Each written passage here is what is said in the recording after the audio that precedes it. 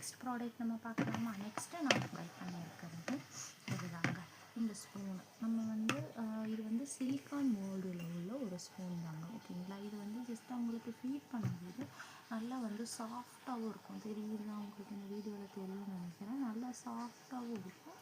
நம்ம வந்து பேபியோட வாய்க்கும் வந்து எந்த ஒரு இது வராது. இதை நான் 3 to 4 டைம்ஸ் வந்து நான் இதை யூஸ் பண்ணிவிட்டேன். அவங்க ஃபீட் பண்ணும்போது நல்லபடியாக இது இருக்குது, ஓகேங்களா. அப்புறம் நான் யூஸ் பண்ணுறது வந்து இன்வெஸ்ட்மெண்ட்ஸர் தான்.